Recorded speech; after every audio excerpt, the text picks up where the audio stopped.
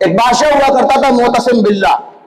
اس وقت میں اس کے ملک سے ہزاروں کلومیٹر دور یورپ کے اندر ایک مسلم عورت کو قید کر لیا گیا. ایک مسلم عورت کو قید کرنے کے بعد اس کے اوپر ظلم و زیادتی کی گئی، اور اس حد تک ظلم و زیادتی کی گئی کہ اس نے اپنے درد اور تکلیف میں پکارا کہ اے معتصم تو کہاں ہے.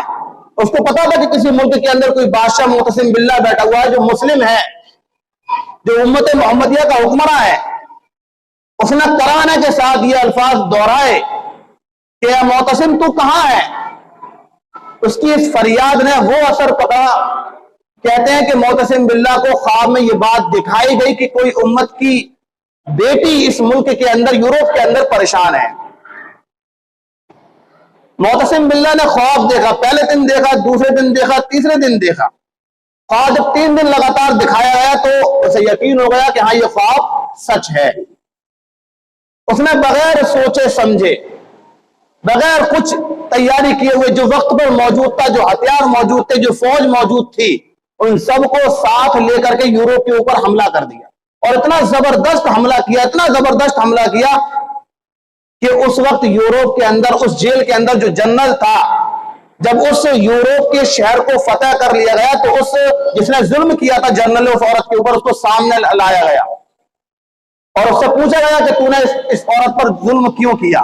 تو اس نے جواب نہیں دیا. اس نے یہ کہا کہ میں نے کبھی سنا تھا کہ امت مسلمہ ایک جسم ایک روح کے ساتھ جیتی ہے، آج میں نے وہ حقیقت دیکھ لی.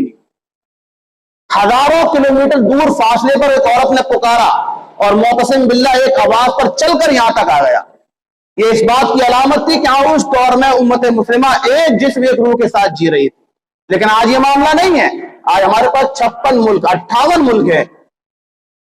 58 ملک کا مطلب یہ ہے کہ اگر بول جائے تو میں سمجھتا ہوں شہر کے دنیا فتح کر جائے، لیکن کوئی بولنے کو تیار نہیں ہے. یہ بولنے کو تیار نہیں ہے. اللہ کے رسول صلی اللہ علیہ وسلم کی حدیث غلط نہیں ہو سکتی ہے.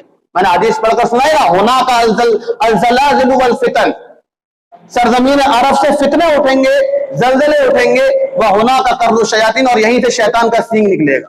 اس لیے اللہ کے رسول صلی اللہ علیہ وسلم نے سرزمین عرب کے لیے دعا نہیں کی تھی.